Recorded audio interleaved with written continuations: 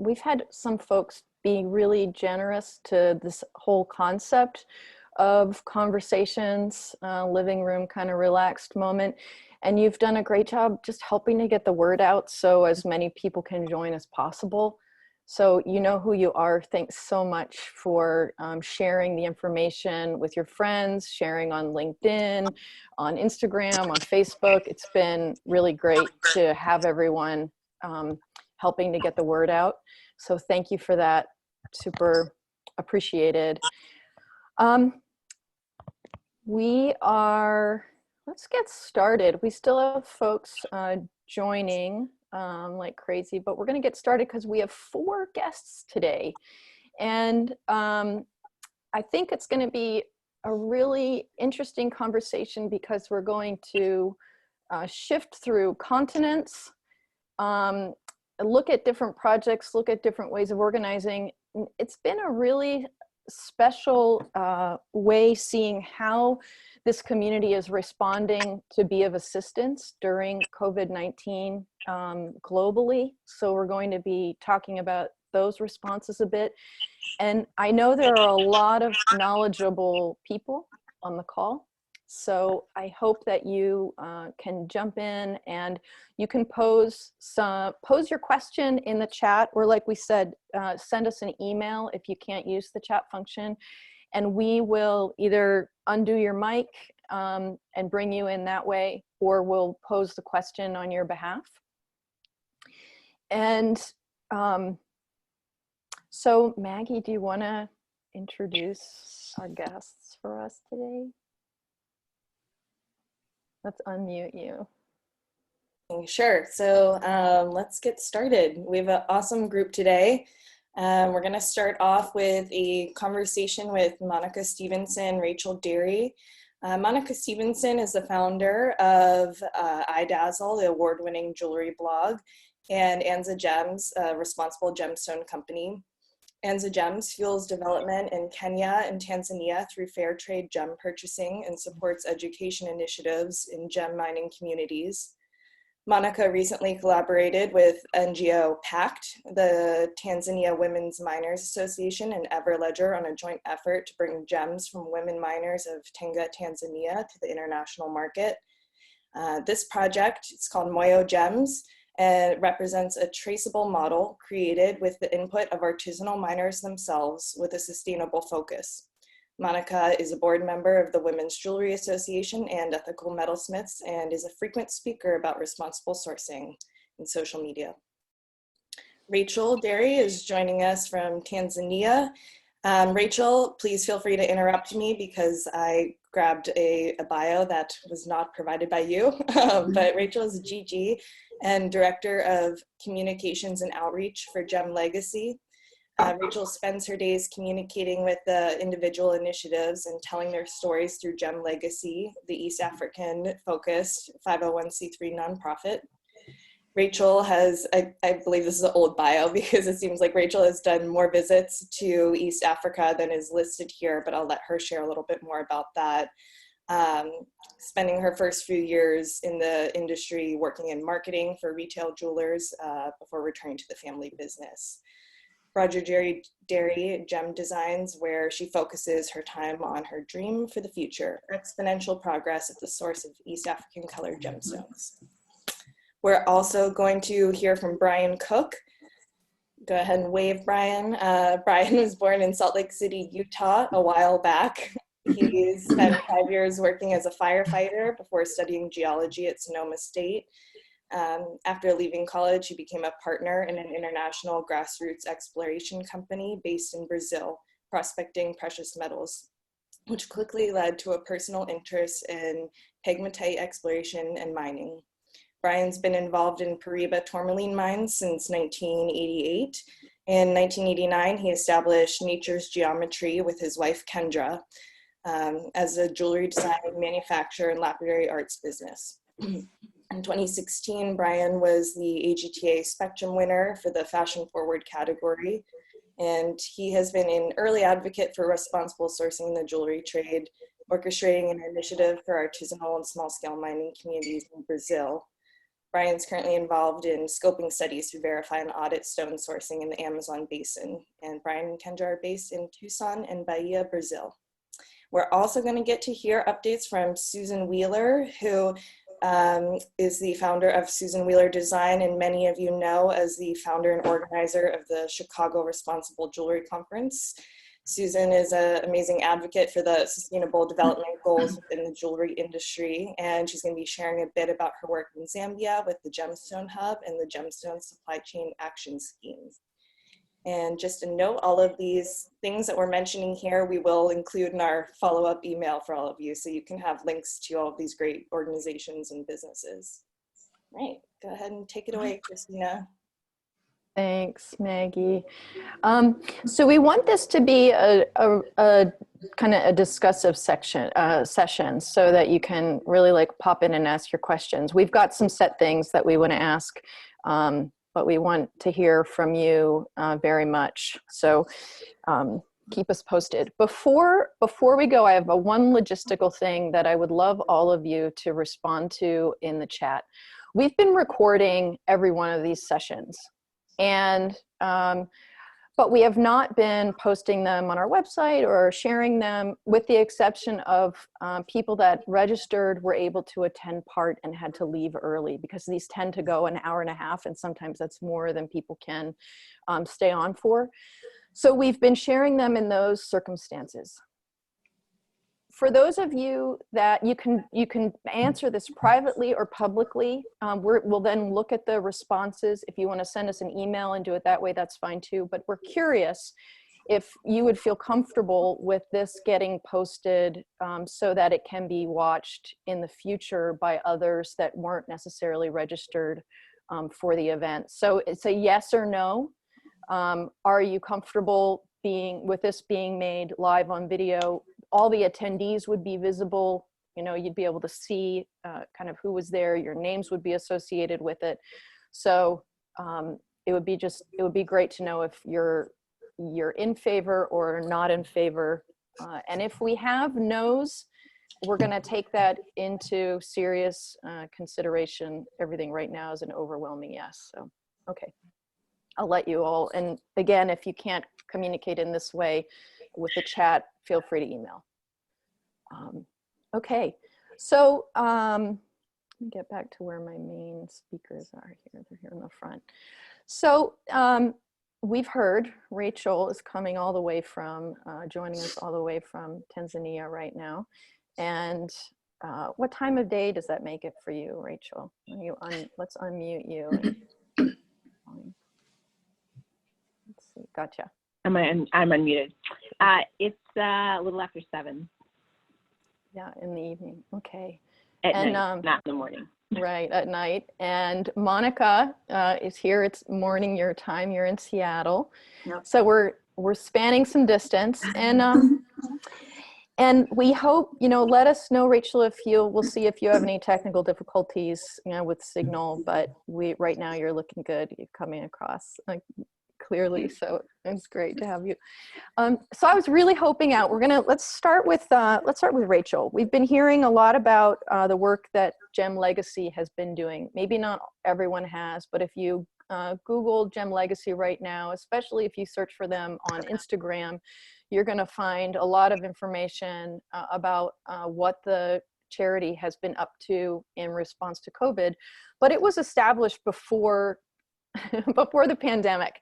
And so, Rachel, I was hoping that you could share a little bit, just give us the intro, the elevator pitch of what Gem Legacy is and does, and take it from there. Absolutely. Thank you, Christina, for having me on. This is great. And excuse me if there's any technical difficulties. The network connection here is touch and go, so I'm hoping we're good until the end. But yeah, so Gem Legacy is a 501c3 nonprofit. It was founded in 2018 and is dedicated to artisanal mining communities in East Africa and focused on 3 particular areas: kids, education, and entrepreneurship. So all of our initiatives really fit under those. And so it was founded by my dad, and we are really honored to have a great board on which Monica sits, and we have a great board that served us really faithfully. We also have a leadership council. We're really passionate about bringing in other members of the jewelry industry. And so we have Navit Nagpal of Omni Privé and Omni Gems, and Jonathan Brecken-Farnsworth from Parlay Gems. And they really helped us in sharing the story with the industry so that more people can be on board with that. So we really have a two-part goal. First is sharing more of that story through the jewelry industry to consumers, because they don't really know that gemstones are having a hugely positive impact on people's lives, and that impact lasts for generations. And the other half of that is helping to expand that impact. So Gem Legacy was founded with the belief that gemstones are constantly have for generations, had a really exponentially positive impact on people's lives. And we want to expand that. So generally speaking, because these are more impoverished countries, there are usually more marginalized people groups.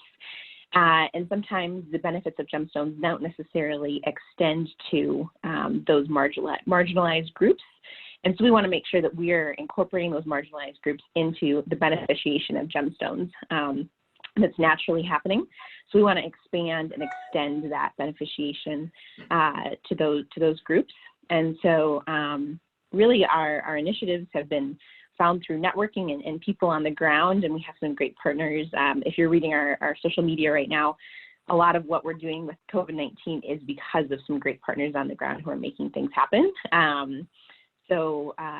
Yeah, they're all in gemstone mining communities or those regions, and we're constantly looking for people who are living in those regions and maybe are even related to gemstone mining, and they just need help to go that next step to be really successful. To sometimes it's just as simple as education, and so we're really reinvesting back into the places where our gemstones come from, and then we get to tell that story with members of the jewelry industry.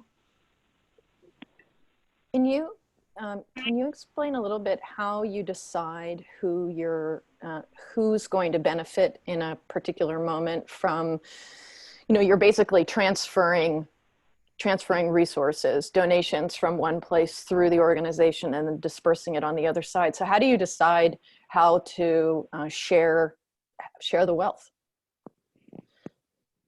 Yes, actually that's something I'm doing a lot of right now. As somebody hears that we're giving food, specifically I'm hearing from a lot of orphanages in the Arusha area. And so I might go, and when I peek, I'm looking behind different doors, and there are a few bags of corn over there, so they aren't actually starving today. So when I go to another place and I have some other people who have spoken to me about the same place, I'm able to vet it more specifically that multiple people are saying this place is really in need, they're really struggling. So that's how we're doing it right now in the middle of COVID-19. But generally speaking, we're on the ground 2 to 3 times a year. And so we're able to have networks and have ears on the ground. And so people will usually bring these ideas to us. So when we're here, just part of our business, gem dealers will often mention something to us. And then we're able to go with them and go and visit a location. So that's how most of our initiatives have come to be part of Gem Legacy. So then we're going to go and visit and kind of vet it in the same way. Usually we have more than one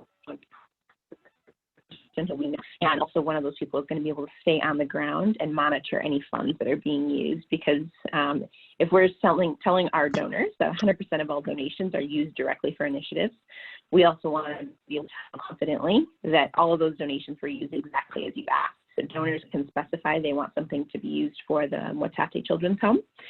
And we want to be able to verify that was used. Right now we're fundraising for a solar panel for the Mwatate Children's Home. We want to verify exactly how each of those dollars was used.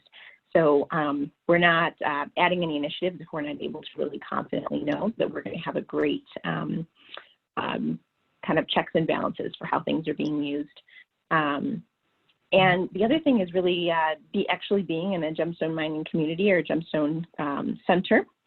And finally, that they're truly in need and they aren't having access to other funding. There's lots of European countries, U.S., that donate funds to East Africa. So usually we're kind of waiting around a little bit to make sure that there's not sources to other funding. And I think the last thing that is just really near and dear to our heart is making sure that if we're giving something, we're not helping or we're not hurting while we're trying to help. We want to make sure that our help is actually effectively helping. We're equipping them to do something on their own instead of, I'm getting so distracted by the cute cat. I'm so sorry. I don't know whose screen that is, but it's so cute. So we want to make sure that when we're giving funds and we're helping, we're equipping them to be even more independent on their own in order to be even more successful, and they don't need us to continue doing that. Mm-hmm. Yeah, I don't know if Monica has anything to add to that. She's on the ground a lot here too, so she'll have other thoughts if Monica wants to pop in on what I'm saying. Yeah, I'm hoping that either one of you might highlight for us. I know Christina Villegas can speak to this as well, but how many people are we talking about? You know, how many people make up the colored gemstone industry in Tanzania and Kenya? Because we're speaking about those two countries in particular. Rachel, do you want to tackle that? Yeah. I can. Maybe they'll have more concrete numbers to add to it. So I think the last thing I was hearing from one of our gem brokers here was maybe a little bit under 200,000 in Tanzania. But the challenging thing, I think it's much smaller in Kenya, more like 30, 40, 50,000. The challenging thing is those are done by government surveys, you know, but for a lot of colored gemstone miners who are really, really artisanal, I mean, they're really farmers, and then they've found a few things and they're trying to do a little bit of mining work on their land. Those probably are not getting included in that sort of number. So probably if we're talking people who are actually consistently involved in it, those might be accurate numbers. I also don't know how old those numbers are. But there's probably a lot of others who are, I hate to call them hobbyists, but it's probably not a full-time job for them. But it certainly provides a secondary income, which is one of the beautiful things about gemstones, because when people aren't farming, because it's a very agricultural society here, when they're not farming, they can mine in the off season.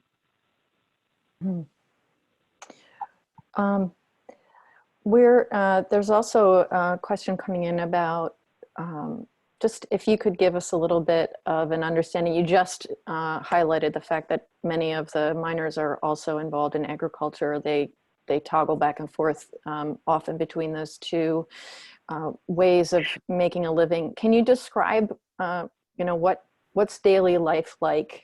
I've spoken with you a few times now, and one of the stories that I think would be really valuable for this group to understand is that it's also not just, there are people with mines that bring mines to markets. And then there are people that find something, think it might be of value, and work to bring that stone to market. So sort of this like range of where the gemstones are coming from.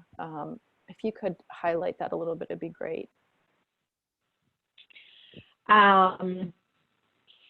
Yeah, so what is life like for an artisanal miner? So usually, if we're talking truly artisanal mine way outside of the city, we're talking about people who are really living day to day.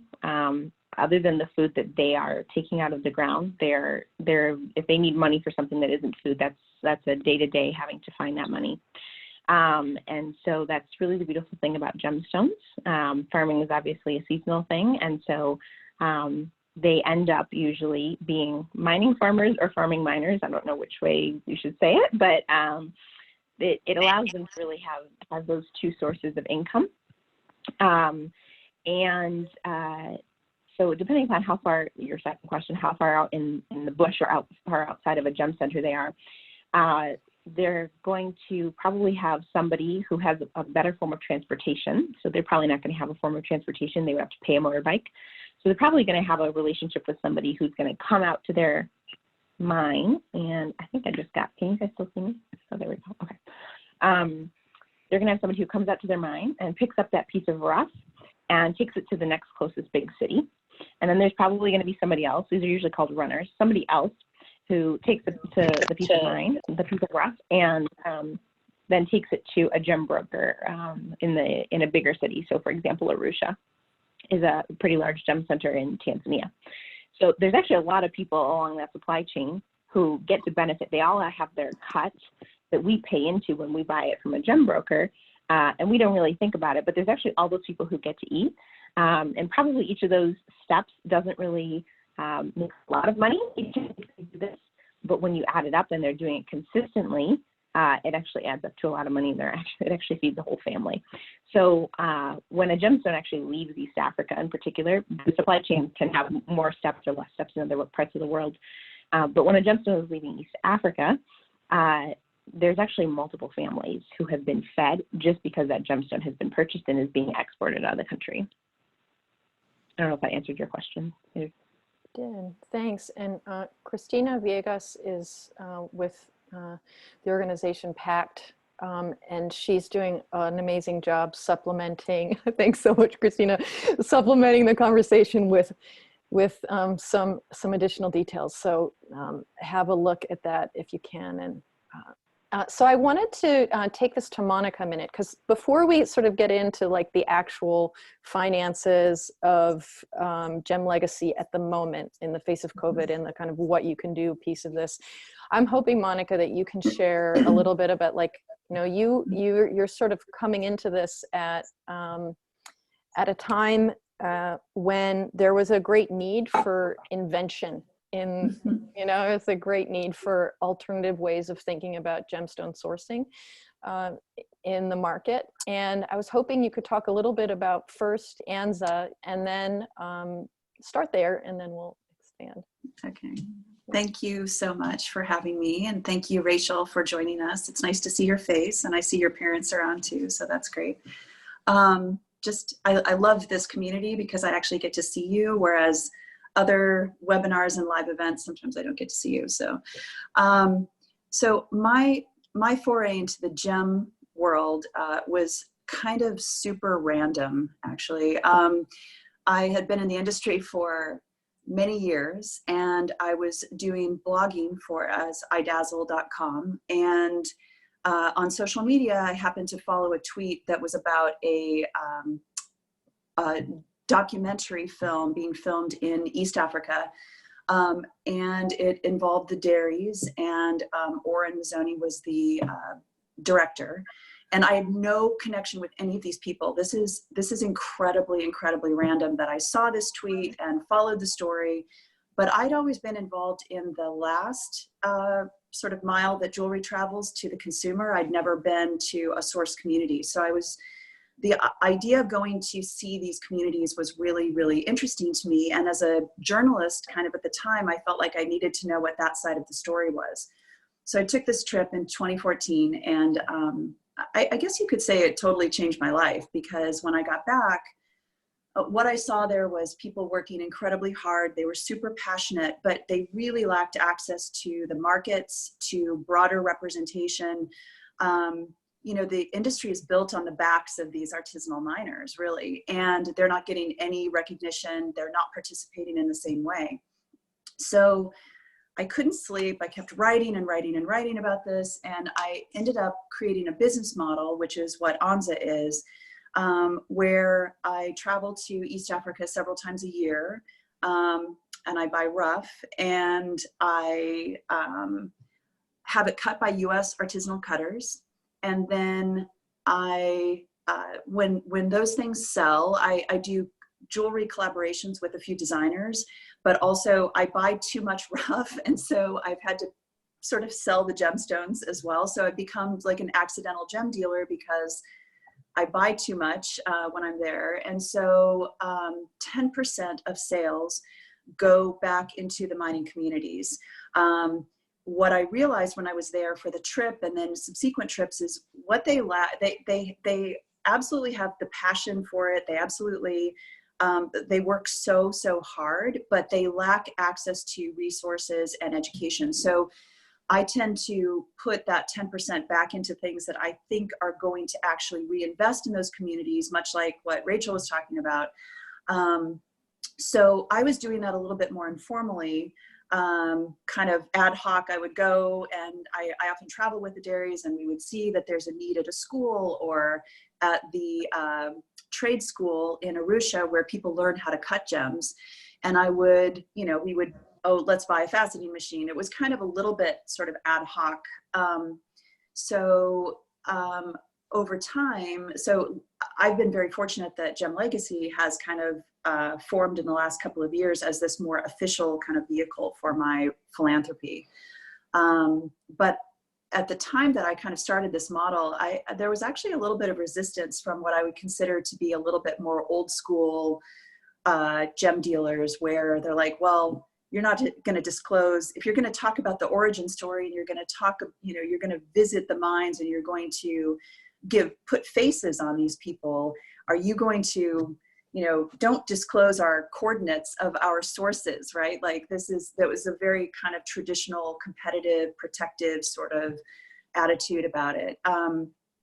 In general, though, I would say that it's been overwhelmingly positive, this idea of you can have a business that actually benefits multiple artisans all along the chain and still give back, and you're able to, I think Roger says this, you're able to do good while you're doing well. I don't think that these things are mutually exclusive.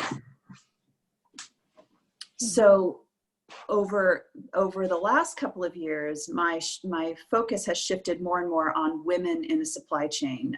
As I traveled, I saw women are like the invisible part of this whole supply chain, right? So there's as many as, I think, 30 to 50% of all artisanal mining is done by women. And it can vary a little bit by region and by material, but in gemstones, certainly I see a lot of women's faces, but usually in this very marginalized way. They're picking through the tailings outside of a more organized mine. They are always on the periphery. If we think artisanal miners lack access, women artisanal miners are way, way out on the periphery. So traveling, I saw a fair number of women involved. And along the way, as I got sort of involved in this whole responsible community, and I really do think it's a community, like I joined the board of ethical metalsmiths and I met Christina Villegas. I heard about the project that they were working on with Robert Weldon and GIA, and I connected with her, Stuart Poole. I don't know if he's on the call. So Stuart Poole and the Chicago Responsible Jewelry Conference, we all kind of got together and we had this kind of epiphany that we could build off of the success of this GIA education program in the Tanga, Tanzania region, which had they piloted this book, an educational book, to women specifically initially. And it's written in Swahili. It's brilliant in terms of how it's meeting kind of the miners where they're at. And a few months after they distributed the first round, they went back to kind of see how the women were doing. And Marvin Wambua, who was traveling with Pact at the time, but was also a gem dealer friend of mine who's based in Kenya, he said, Monica, they're sorting, they're grading the stones, they know what they're finding. And so it was this kind of an aha moment of, when you educate, you actually do raise the standard, and you start to kind of build on that success. But my first thought was, well, but who's buying their gems? Like it's great to educate them, but then they need an outlet for actually, selling the gems and making money. So he's like, well, he explained exactly what Rachel just said, the process of like, they find a little pocket of gems and then they take it to the local broker. The broker gives them a few dollars and says, oh, I'll see if I can sell this for more. And then they take it to the next village, and then it kind of keeps changing hands. But that miner, that woman in particular that we were focusing on, really gets the very base level of this chain. And it's barely enough to feed her or her family, let alone, whereas exponentially, it kind of, the value increases exponentially down the supply chain. So we collaborated, Pact, Tawoma, Stuart Poole and I, and Everledger actually created a blockchain platform that was kind of the first of its kind to trace artisanal gemstones. And we went in May of 2019, and we had market days with the women.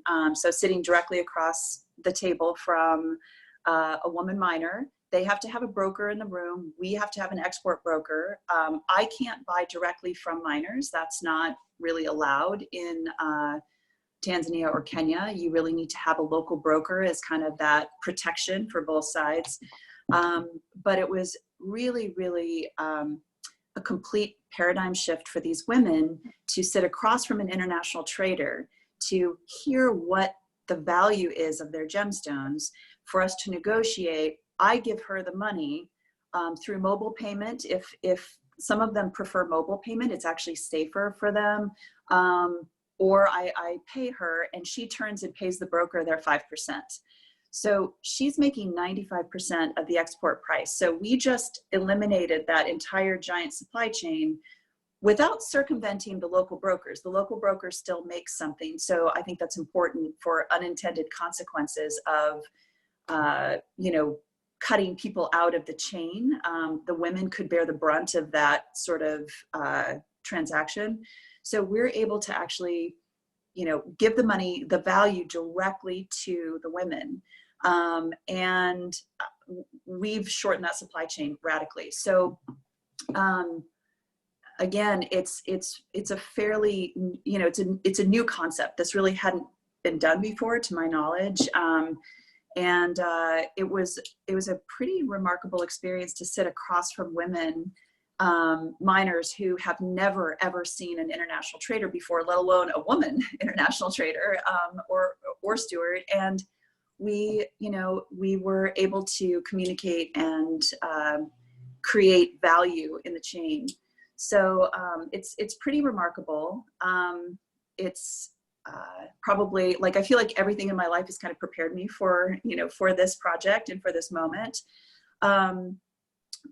But I will say that, you know, we've had conversations recently with our miners and like Tawoma and miners, and people are suffering. And I think we could probably go back to Rachel and kind of talk a little bit more about the realities on the ground now. So all of this was, you know, pre-COVID models, and we were, even in Tucson, we were actively planning another market day in May, and we're going back and we're going to do this. And obviously we are at a standstill. And as much as I would like to buy their gems, we have to figure out a workaround of how we would be able to do that. But there's an immediate need right now, and that is that the buyers have all dispersed internationally. There are a lot of buyers that reside in these communities, right? They're from China, they're from Sri Lanka, they're from US. All of those people left, maybe Rachel can speak to this, a couple of months ago. So if there's no trading, there's no money. If there's no money, there's no food. It's a big problem. It's a great segue, and Christina Viegas, I'm going to come back to you, I think, because this was a good prompt. So Rachel, if you could expand on this a little bit, the way that you all are responding now based on the need, and if you want to elaborate on anything that Monica just touched on, go for it. Oh, wait, we can't hear you, but you're not muted. Can you hear me? Oh, yeah. Hear me? Yeah. Well, maybe it was on my. Okay, great.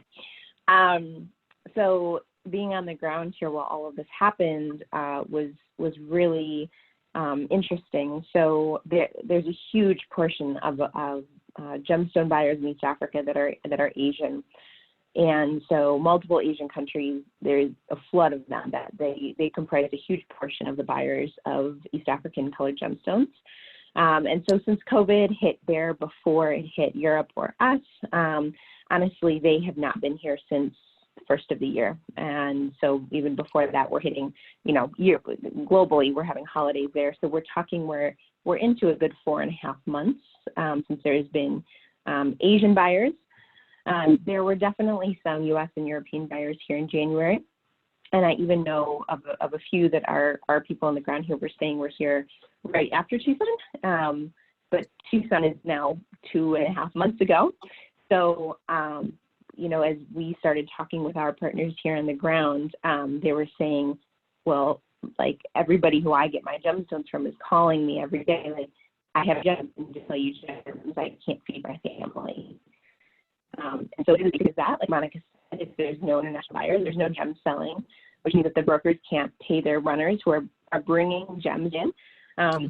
We've had people call us and say, like, can you give me a bus fare to send this guy home? He didn't call first. He came in from out of the bush with gemstones. I can't buy anything. I don't have any gem buyers. Can you give me money to send him home? He doesn't have bus fare home. So it is actually as dire as that, and it sounds really kind of brutal, and it kind of is. Actually, that's just the reality here right now. So I'm really, really blessed that I was here anyway, and just decided to stay through the duration of this. And we've been able to mobilize really easily then to serve those mining communities. So with many thanks to our network on the ground, we've been able to identify the communities who are most at risk of either malnutrition or starvation.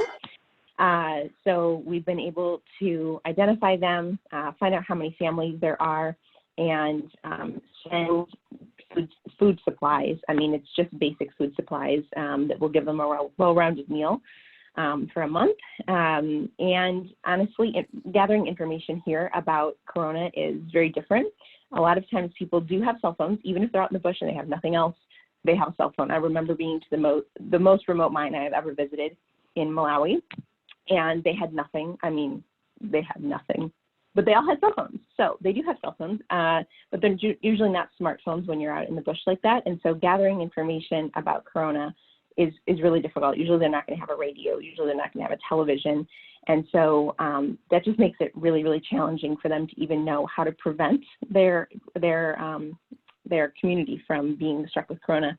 So we've also provided CDC guidelines translated into Swahili and water dispensers and soap. So really fighting Corona here is very different from a first world country.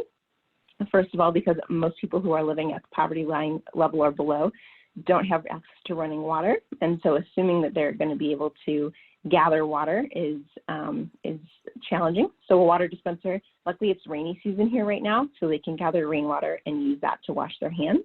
But usually soap would not be in their budget. So we've provided soap. And so we're hoping with this holistic kind of kit that our supply chain for gemstones will actually, first of all, survive, and second of all, not have moved on to some other industry by the time Corona has passed. So we're constantly searching out through our network of people here on the ground where are more mines that we need to be serving. So right now we've done this in Tanzania and in Kenya. I need to do a calculation on the actual number of meals. It's like 68, we're somewhere over like 450 families right now, I think, who have meals for a month. And we realize that this is probably not going to pass today or tomorrow here. It's probably going to last much longer. So we realize that we're going to need to go back and do this again and again. Right now we have so many requests for first-time help. We're still trying to kind of canvas that through. So that our supply chain is still there when people are ready to buy gemstones again. So it occurred to me recently that sustainability might be about making sure the supply chain is empowered and thriving even when we aren't there. And we have to make sure we all benefit from this. If you look at colored gemstones, if you buy colored gemstones, if you sell them, we have a responsibility as an industry, and I think their story is our story, and we don't have a story unless they are going to survive this. And their needs are like they're a subsistence economy. So as soon as like they mine or farm for the day so that they can feed their family that night. So that's why this is so compounded there. If they don't have access to the buyers, as Rachel said, it's pretty devastating for those communities in a very quick way. Whereas, you know, some of us in the US are able to kind of hole up and kind of hunker down and kind of try to survive.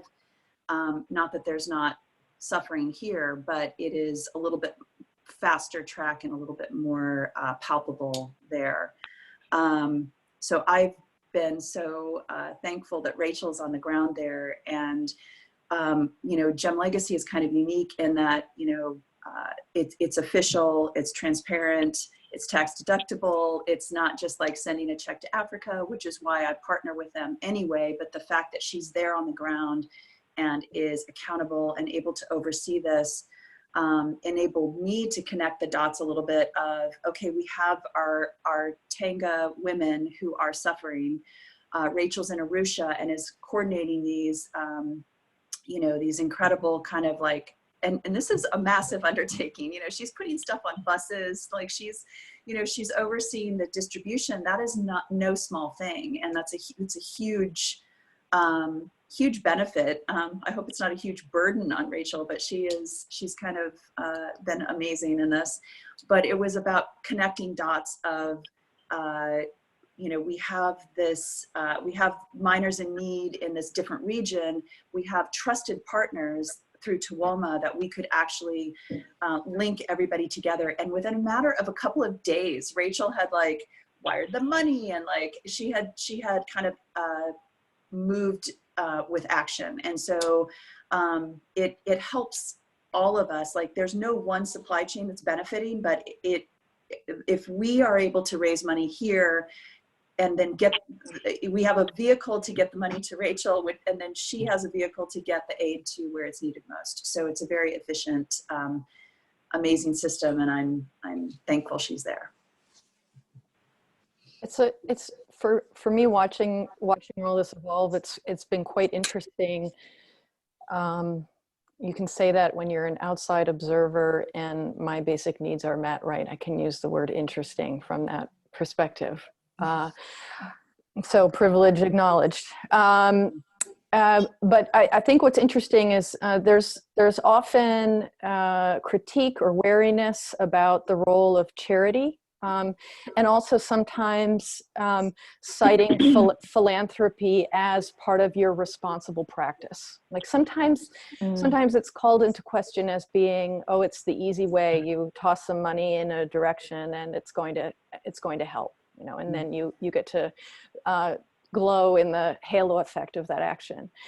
And I have to say, I mean, others can please weigh in here, but I'm not seeing that happening here. I'm seeing the response to a really incredible need among community members, our community members on the ground that would not be getting access to these resources if this special relationship in the supply chain wasn't there, right? Like this is, so you know, those big giant UN aid agencies, you know, where they're airlifting rice and different food and they're dropping it into places in times of extreme need. Some of those efforts of like the broad drop of money, people still fall through the cracks. And I think the folks in our mining community would be the ones to fall through the cracks if this kind of work wasn't in place.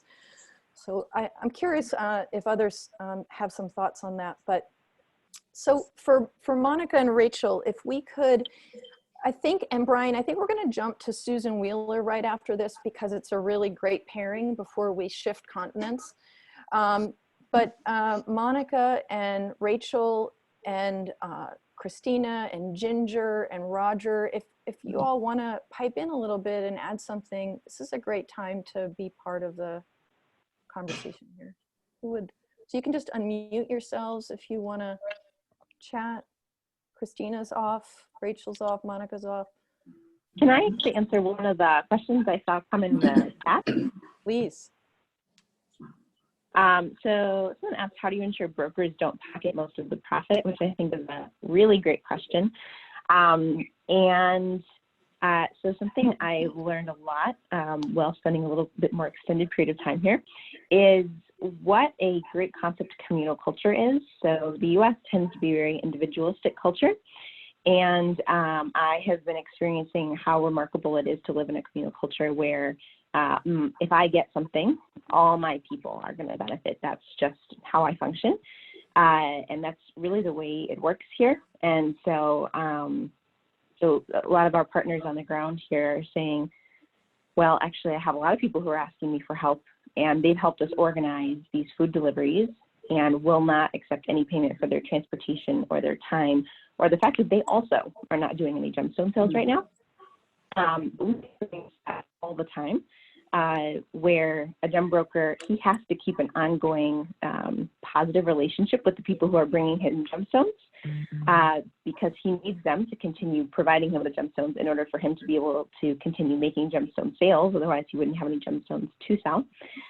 So it's all kind of held in a very tenuous tension where those relationships help each other. And so he's going to make sure that if that guy didn't get what he needed on that sale, on the next sale, he's going to kind of put a little extra. So they really take care of each other. And sometimes I think the way things that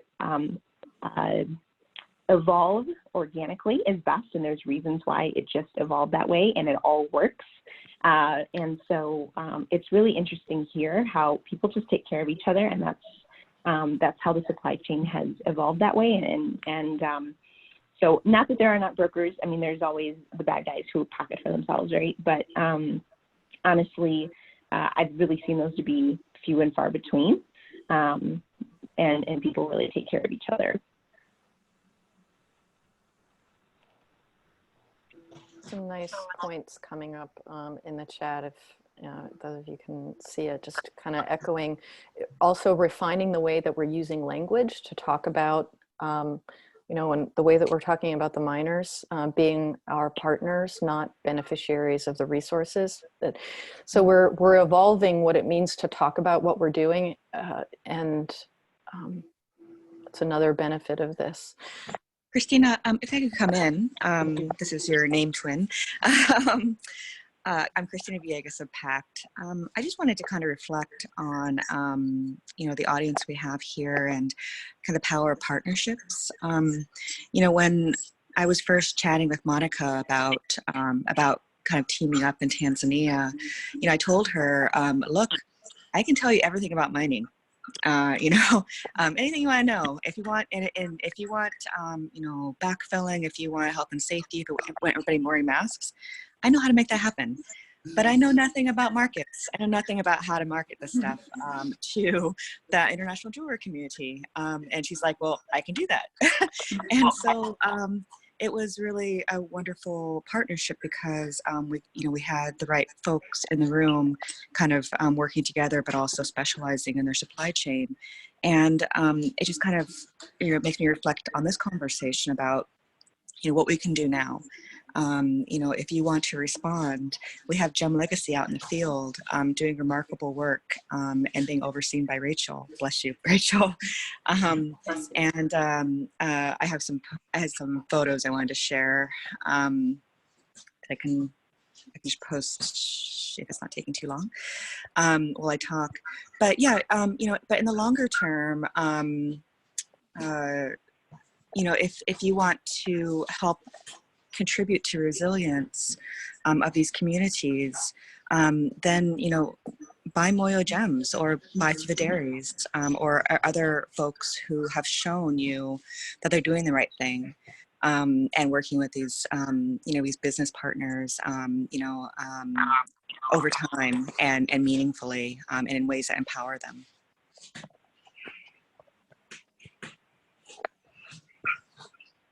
And this right here, the photo I'm sharing is a part of the food distribution effort. You can see they need to work on their social distancing, their physical distancing, but a lot of folks are wearing masks. And the Tuoma, the Tanzanian Women Miners Association, it took them 2 days to get to all the villages. And I think the last drop off was like at 2 in the morning. So some of the photos that you'll see, you know, on our Instagram is, you know, is dark because it was really late at night.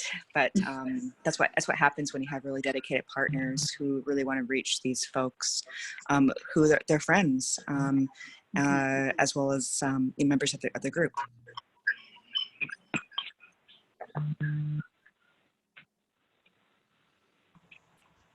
Thanks, Christina, for adding that. Vetting your partners, like I guess in this case, due diligence, a term we all toss around, you know, knowing who you're doing business with, due diligence on who you're partnering with, whether it's an NGO or a charitable organization like Gem Legacy or another vendor, is really important to kind of understand that. Roger and Ginger, is there anything you want to add to this? You've been at this work for a really long time. Do you want to say anything? Sure. I first started in the area of contribution going back to 1999 when I was working in Namibia. So this is not, gee, I thought of it this year. This has been going on a long time. It's just part and parcel of who we've been. But the ability to formalize it into a nonprofit really allowed us to take it to a much larger level. And I just appreciate all the people that come alongside us. Thanks. Okay, well, I want to, I'm going to hand this over to Susan Wheeler for a second. Let's unmute you. And because you've kind of brought this group together, a lot of folks that are on the call right now and beyond right now, and even I don't totally understand what you're doing right now. So share with us, what are you up to these days? Well, you know, a few months back when this all started, I was checking up on some friends, different mining friends, and kind of heard what Monica and Rachel were talking about. And they said, everyone stopped showing up to buy the gemstones. I don't have money for food. You know, the situation's getting bad. And so I was thinking, how can we help? How can we get everybody together? Well, rather than reinventing little initiatives all over the world globally, I thought, well, let's work within the supply chains that we already have. And Gem Legacy is doing amazing work in and not just Tanzania, but Kenya as well. And that what they are doing is excellent. So we can really see how, if you have a supply chain where you actually know your miners and you're already set up in a sustainable, kind of responsible way, how you can go in and enact in the community. So knowing that we have a handful, more than a handful of people that are professional gem dealers, the ethical gem for people, the responsible gem boutique, the people in the kind of Chicago conference community that already know their miners. Let's not reinvent the wheel. We've got kind of roots into these areas that need help globally. So I put together a hub on the Responsible Jewelry Conference website under projects, where Monica is listed with what she's doing in, you know, selling gems and giving back to Gem Legacy. So you can have their work up there. Brian Cook, who's on next, first guy to sign up to help out in Brazil, to help in a number of ways, including food security to the elderly. So he can talk about that.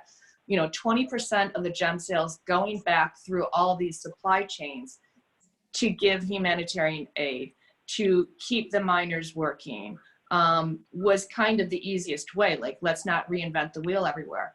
But we have a number of people signed up. So there's one hub where you can get to everyone pretty quickly, whether it's Gem Legacy or you want to help Brian's.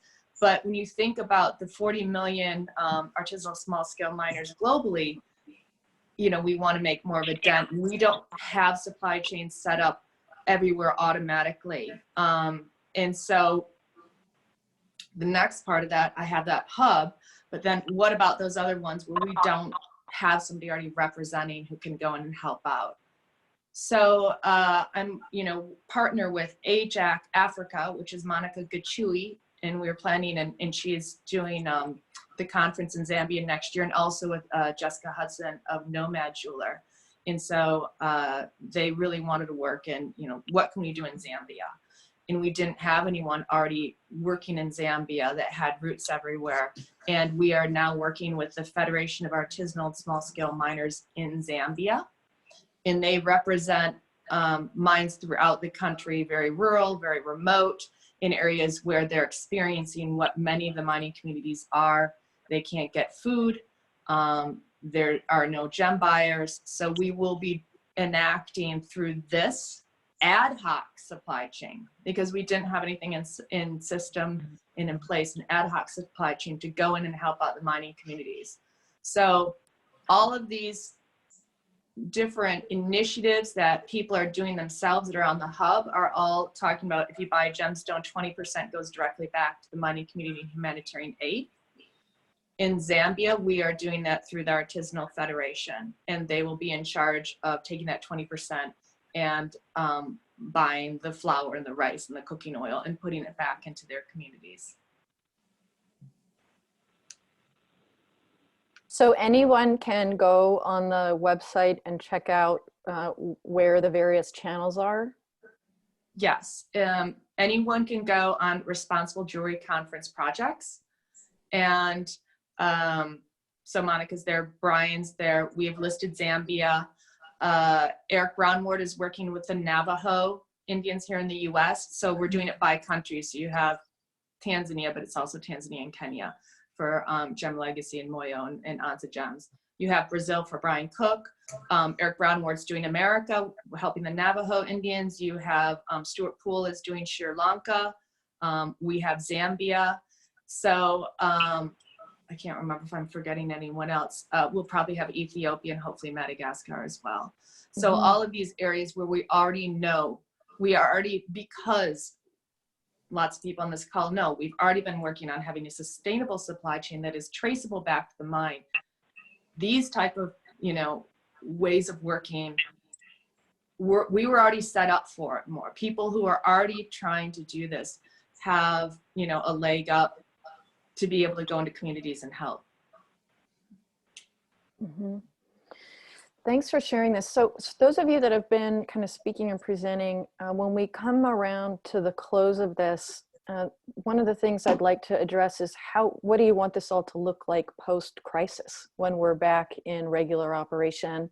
Regular, I don't mean like regular because everything is different now, but so let's just take a little shift. We're gonna get on a long airplane ride and fly to Brazil, and Brian, well, he's not in Brazil right now, he's in Tucson, Arizona right now, but Brian's gonna share a little bit about what's going on there, and he's also going to share some images with us, so we won't look at each other for a little while. We'll look at some pictures. But if you, Brian, you want to get started?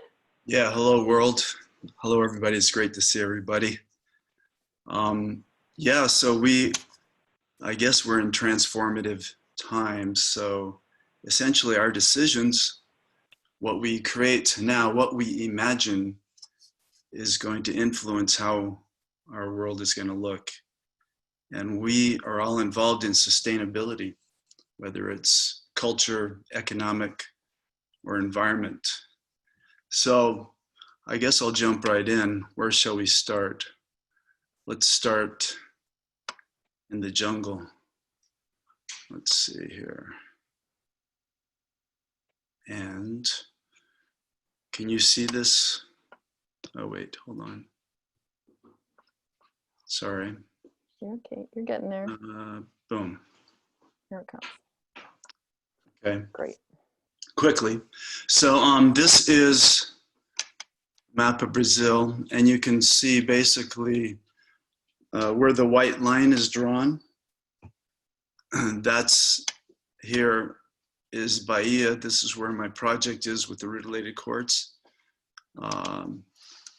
Over here in this area is the state of Rondônia, where I'm doing some work now with tin, topaz, gold, diamonds.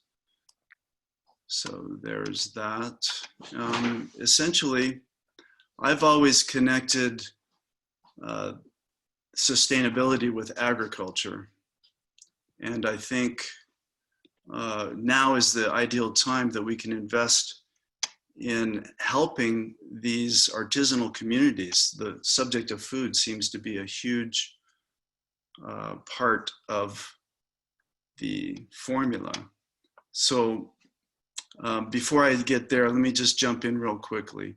To have a carbon neutral or a low carbon future, it's going to require metals, and this is just a fact. And so I wanted to mention there's a vast difference between large scale mines and small scale mines and artisanal mining. But I share this photo because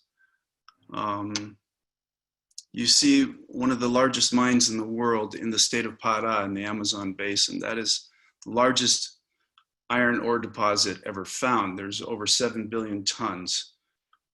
Notice that there's a vast amount of forest with this big mine right here.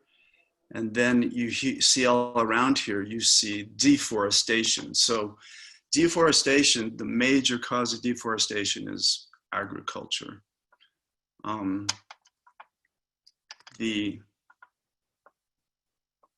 If you look here, you can see how utterly chopped down the forest is around the fringes.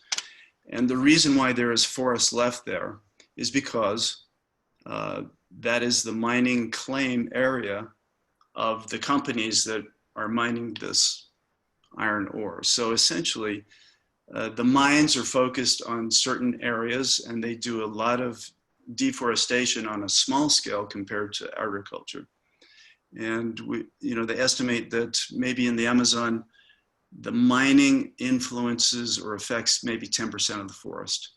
The actual mine may be 1%, but it's the infrastructure, it's the roads that come in, the railway system, the dams that are built for the energy. But the degraded land of forest that's been cut for cattle and soybean will quickly, in a matter of 10 years, turn into this. So the land becomes very unusable. This is a picture of a small family farm, and there's thousands of them throughout the Amazon. This is not industrial scale agriculture.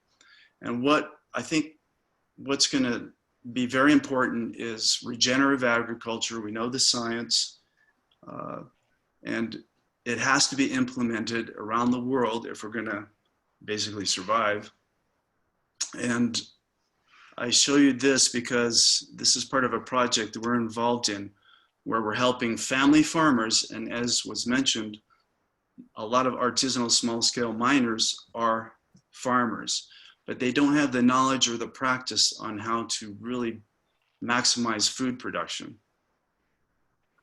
So this piece of land in 1 year can be transformed through regenerative agriculture into a productive land. Here was a family that was eking out maybe 1 or 2 head of cattle on it per 2 hectare. And in 1 year is transformed into this. So these are the kinds of things that I think artisanal, our community of people that buy stones, we can bring this kind of knowledge directly that will be a long-term benefit to these mining communities. They're pretty much focused on getting the stones out and getting additional income from that. But I think the extra money that we can bring to these communities, we can help them apply into these kinds of projects where we build capacity and we build knowledge. And essentially for the Amazon forest, we've reached what is called the tipping point. It's like we have to decide either we continue with the aggressive deforestation, which is happening from the south, or we begin to implement forest smart and forest mining smart techniques. This is a project where raising trees and food trees, over 300,000 trees have been established here. So I guess what I'm trying to share here is that stone mining, I mean, we're a very small factor in the overall forest deforestation, but we can move through our example to help move forward towards a sustainable forest.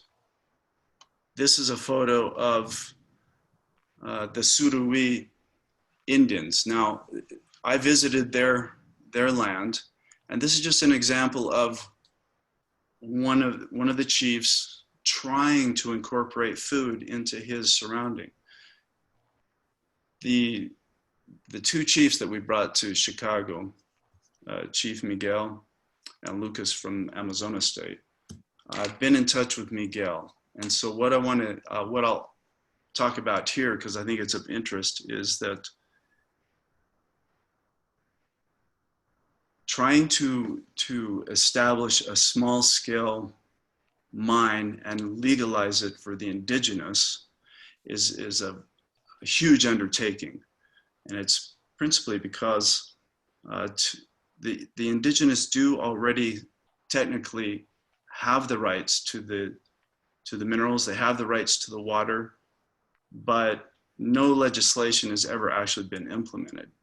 And now with the current climate, this new administration, and with the very immediate COVID-19 situation, what's happening is a lot of the actors that are invading forest to grab land, to go into mining, to deforest for timber, they're taking advantage of the situation. In fact, March this year, deforestation has increased 10% over March of 2019. That's significant.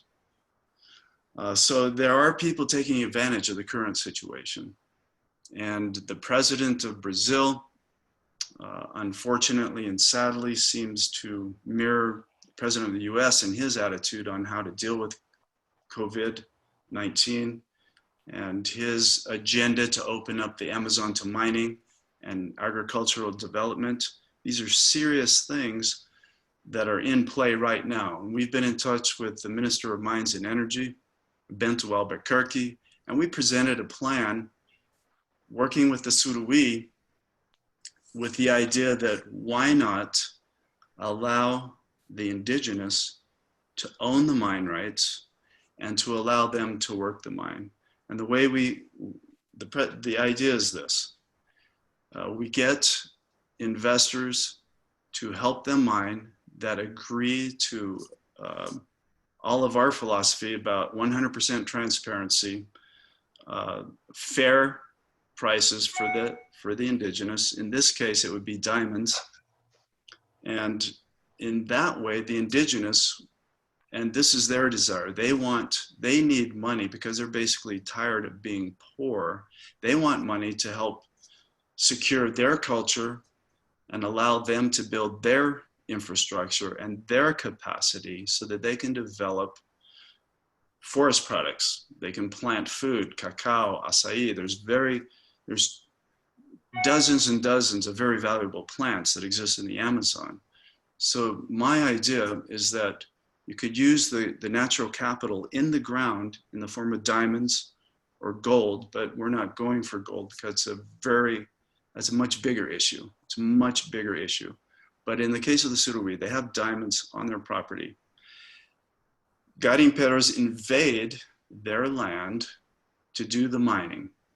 And essentially, the Indians or the indigenous don't receive hardly any benefit from it.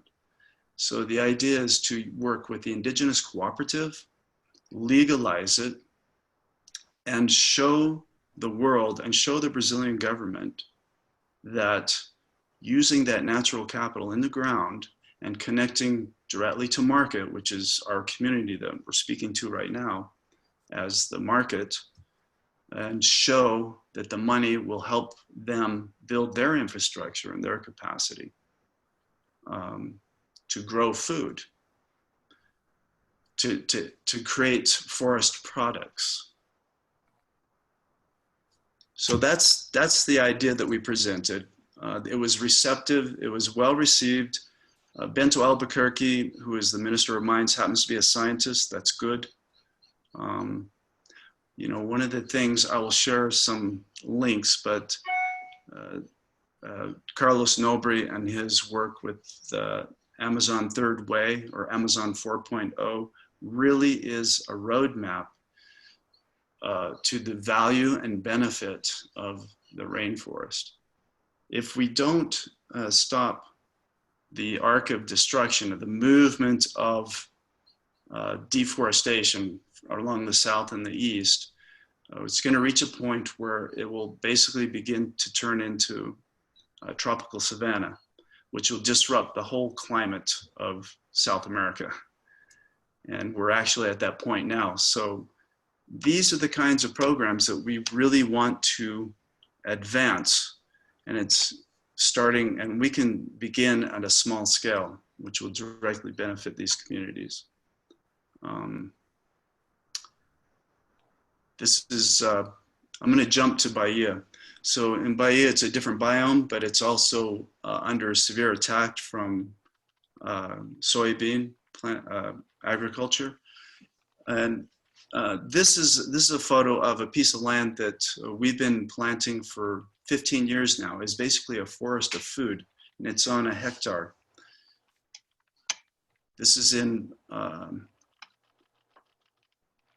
this shows a picture of the village, the community where I've been involved in since 1983. And my mind sits on this hill here. And you can see, you know, there's basic agriculture going on here. But currently, the state governors and the local politicians are addressing the COVID crisis very well. They're sort of ignoring the president, sort of like our country is, you know, each state is doing their own thing, but they're doing a good job. They're being very careful. But the current situation is that even they're blocking incoming vehicles, and there's no bus service. So everything has to happen right in there. We want to, the initiative that I'm working on now with Susan and also Jill Irwin in London, she's been working with me for a year now. And actually yesterday, the first monies was sent directly to the mining cooperative in Novo Horizonte. 1,700 US equals over 8,000 reais. And so it went directly, so you know how we set it up in the simplest form possible. The money went directly to the mining cooperative, and it's in a dedicated bank account to receive those monies. We're working with the mayor and the secretary of health for the city because typically we want to buy protective gear for the miners that don't have protective dust masks. But at this current moment, I've been speaking with the city mayor that if there's any other issues related to what's essential at the moment, we would like to dedicate part of that money to that. For example, there's a lot of elderly people that live remotely. This is one of my best friends. She lives at the base of my mine area, but I'm really concerned to make sure the elderly have their protection and they have food security. So if anybody's lacking food, we're going to offer that. And as was mentioned, soap is key to that. This is an example of how we can expand our agriculture in a regenerative way. And just imagine the amount of food that can be generated. And we teach, we actually teach the people the techniques and the methods, using the best methods possible to increase the food nutrition, the density of the food nutrition. And obviously food goes to market, and we can look for products that have actual more value, which would be chocolate, coffee, acai, all kinds of products. So that's, I guess, in a nutshell, what I'm involved in here. In the Amazon, here's a nice photo that shows the terrain. It's very remote, it's beautiful, it's clean. I think we have the opportunity to create models and pilot operations that can inspire this kind of work around the world. And Gem Legacy, you know, they pioneered a lot of this kind of work. Eric Braunwert also. So I think we're at a moment now where our community is going to make a big influence on the jewelry industry. I think when the world reboots and we come out on the other side, things are going to be different. And I think people supporting our philosophy, what does jewelry mean? Who does it benefit? What can it do? I think our message and our models and connecting through this kind of networks and spreading the word is going to be essential for the sustainability of the jewelry industry. That's what I think. So I don't know if there's anything else I want to say in particular here, but I'm definitely excited about the potential. And I don't know when we're all going to get back to being able to travel. I don't know when I'll be back in Brazil. I'm anxious to get back. But in the meantime, clean your garage, learn how to work the internet. I don't know. We're doing it. So. Thanks, Brian. Certainly, we would all love to go to that community. It's like an oasis, that image that you, I've seen that image now a few times, and I could just like zoom myself over there. I would love that. Well, if we get enough support, part of the initiative there is to build facilities for visitors, because I think visiting these communities would be very interesting, especially for people, for our community here, jewelers and artisanal designers, and it will be that's how going to see it in person, that's how you're going to understand it. And so that's part of the grand initiative, to get to that point. Mm-hmm. So there have been we're going to just totally blow this open for Q&A. We have a little bit of time left. We have about 10 minutes before we're at an hour and a half. And so I'm not sure, there are some questions going on that I don't know that I want to pull into this space right now. They're a bit technical. They're sort of differences between fair trade and fair mind. So this is coming up because of the what can you do? Sort of, so post-COVID, when we're committed to responsible sourcing practices, what kinds of things are available. So there's a bit of a discussion in the chat, which we can share, even for those of you that aren't able to see it right now after the session. So there's some information there on that. There are also some questions about Brian in particular. What are the products? What is the food security that's provided in, by engaging in regenerative agriculture? Well, one of the products is carbon sequestration, and that's key. And finally, large companies are understanding the benefit of not tilling, for example, these large monocultures, which is a short-sighted way to use the Amazon, but even laying fallow is better than tilling and planting, say, soybeans. But so carbon sequestration is one. Basic food for any of these communities is so essential, especially in Africa. So building soil in time is a huge long-term benefit. I always say, the people that I've been mining with for all these years, I say, what are you going to do when the stones run out? They just assume that it just goes on forever. But the point is now is the moment to invest in long-term economic activity, and agriculture is the best way. You can, there's food products that are already worth a lot, whether it's chocolate, coffee, acai, medicines, herbs, spices, and there's ready markets for this.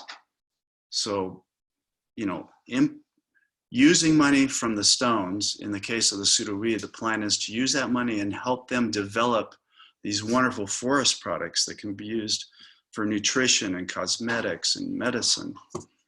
So, thanks. yeah. Go ahead. Ping, if you would like to drop a chat in or unmute as a signal. Who would like? Susan has an announcement. Susan, do you want to announce what you have going on? Let's unmute you. Talking about Chief Miguel came from Patriot to the Chicago Responsible Jewelry Conference, and he does have diamonds and gold. And recently, a while ago, you know, he sent me a message, and Brian gets messages, and we, you know, he communicates with them as well as. And so it was a beautiful diamond, and Chief Miguel said, you know, Susan, how much is this? And I said, I don't know. How much does it weigh? And he said, well, I don't have a scale. And so, you know, it was like starting this conversation. And as Brian said, it's not legal for them to export it yet. And Brian's been working on that with them for a while, but they do have a co-op. So this whole, all of these questions about how would this work if, you know, you bring diamonds in from this indigenous tribe in Brazil. Chief Miguel wants to do this through the co-op so it benefit all. And it's going to be a crazy journey to even figure out how to legally do it. And then we want to include all the voices, people who work in the Amazon. Christina Villa has contacts in Pact. How do you do a sustainable mine? So anyways, that's a podcast we're working on. It's being edited right now. Great. Thank you. Does anyone else have some questions? Something that's been on your mind? There's a lot of discussion about full-on traceability. How do you verify that material is coming from where you think it's coming from? Part of that is about needing to create increased transparency and honesty within the industry, being able to back up the things that we claim. Always, Robin knows, I pose a challenge where we're seeing these examples of deep investment in communities also is creating a certain level of change that's evident here based on the fact that we're all involved. There are definitely moments where that kind of true evidence and you can look to Robin for, I'm not going to go into all that right now, for more details of what we expect from that. Can I tell you what we're doing right now? Yeah. Because we're just trying to figure it out as we go, and we would appreciate any ideas and help. But for example, the money that Jill just wired from London went directly to the cooperative account. We can, you know, show that wire transfer and where it went. Secondly, I've asked my people there to, as they use that money, to show what they buy, and then when they deliver the dust masks or the food to people, if they will allow us to take a photo and share their comments, we're going to show that. And it's a very simple method, but it's kind of like all we can figure out to do right now. So I know transparency is a big subject, and there's, you know, whether it's Everledger or blockchains or whatever. But we're doing a very simple method, at least to begin with. Yeah, there are several suppliers that are on this call right now that would very much like to be able to provide the kind of traceability and transparency that customers, you know, that you, the jewelry designers, and your customers are asking for. So there's a willingness to work together in the space to understand those things a bit more. So the vision for the future. Maggie, do you want to? We've been working on this, you and I, with these sessions and other things that we've been moderating and working on. Do you feel? Give me a little wave because I can see you. Do you want to open this up? Sure. Yeah. In every conversation we have had with these living room sessions since this crisis has emerged, we've been asking ourselves, what does this mean for the future? And obviously there's a lot of uncertainty there, but it really feels like a time to solidify this vision for the industry. And we have, several great initiatives on this call right now that we've had questions about how these projects can be expanded or replicated. And I'd just love to hear from the speakers, thinking about how our actions now will impact things in 2 years and 3 years. What would you love to see the jewelry industry doing right now to support these initiatives? And how would you like to see their role evolve over time so we can actually realize this vision for the industry? So if anyone wants to start with that, go ahead. Obviously, we can't predict the future. Well, keep doing more of the same. Gem Legacy and what Susan just initiated with the Gemstone Supply Chain Action, Jill in London, I think is just, and then networking, everybody connecting, because one hand washes the other. We're not in competition with each other anymore. We need to assist each other. Yeah, it seems that the collaborative aspect is incredibly important, and that's really being emphasized at this moment. Christina here. I want to say just support these, these groundbreaking initiatives.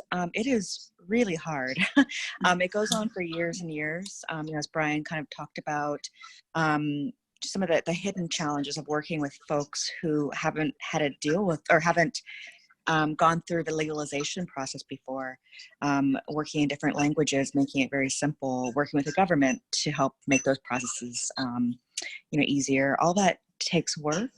We're at a really lucky moment right now, I think, because we have so many wonderful initiatives which you can choose, but they need your support. Whether it's $25 from each jewelry sale, or 10% of your proceeds, or 5%, and especially buying the stuff. We're really cognizant of not making Moyo purely a charity project, but making a commercial one too. And that way everybody gets better. Behind me, these are all Moyo gems, cut by Beth Steer, who's on the phone.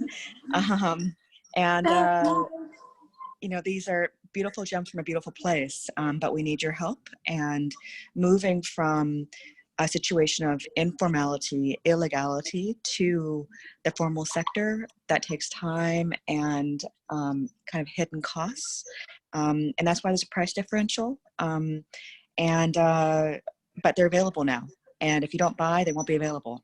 That's why I'm kind of pushing. I'm an accidental gem slinger. Monica says accidental gem dealer, but I'm accidental gem slinger. And it's because you have to buy for these things to work. Yeah, gem slinger is a way more fun term.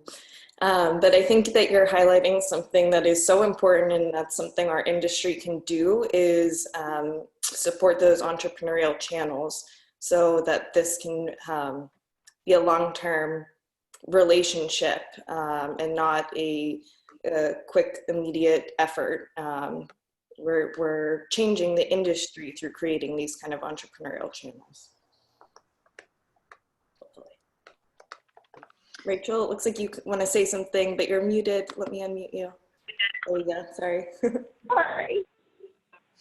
Go ahead. I was just saying, it's been really exciting. I think Christ is the best. And so I think we've seen from Gem Legacy for the first time, the industry at large is actually thinking, oh, I'm not buying things right now. I don't think the chain is eating.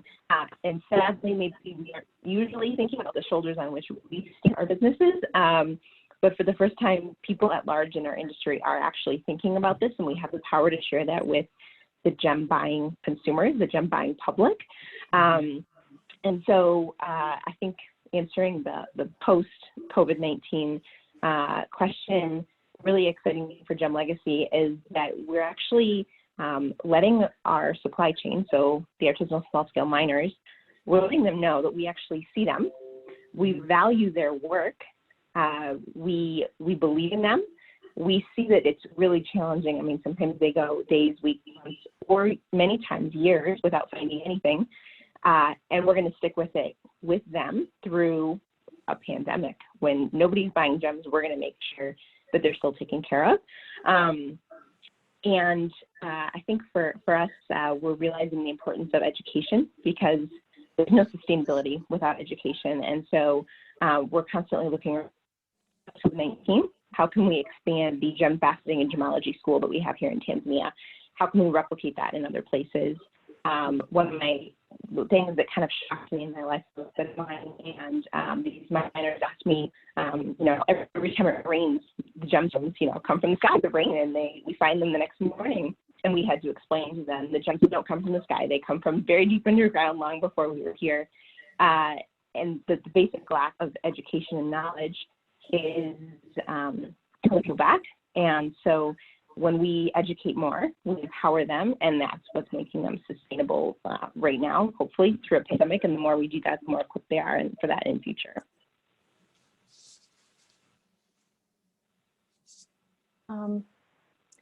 I think we're going to pull this together and wrap it up, because everyone's been on for a long time. I wanted to really thank you so much, Rachel and Monica and Susan and Brian and Christina. You've been a great asset on this session. I'm really, really glad that you joined us. And the next one, so again, we do these every 2 weeks. People have been kind of asking us what the schedule is. So the next one will be May 15th, again on a Friday. And right now, we're working on trying to get some of the miners actually on the call, or folks that are in country working on mining affected communities.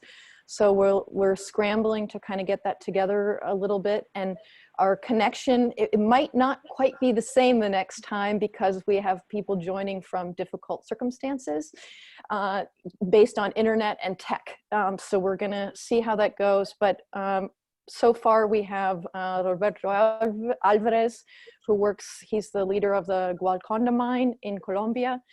And they had fair mine certification, but have since lost it because the Colombian government took away all the bank accounts from the mining communities.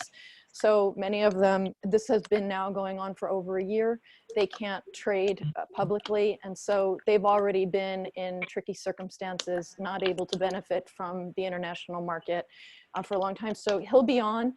And we're working on some others. So offline, if anyone wants to send us some recommendations and contacts, we have our own as well, but anyone else you think that would be really beneficial to bring in kind of first person account of their experience, we would love that recommendation. And if they have good tech, that helps.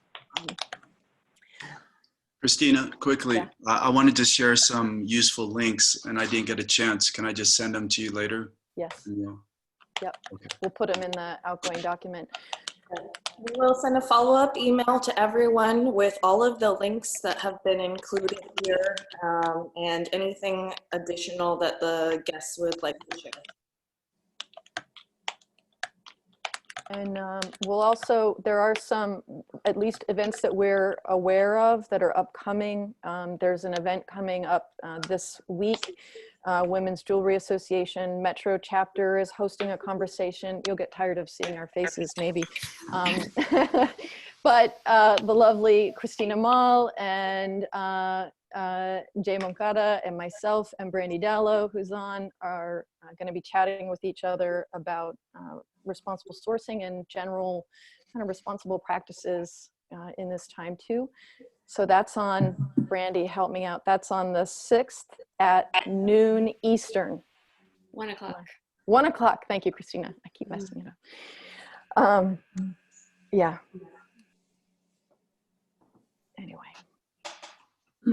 Thank you, everyone. Thank you. Take good care. We'll see you again Thank you. next time. Thanks, Thank Christina. you. Bye. Miss you all. Yeah. Bye.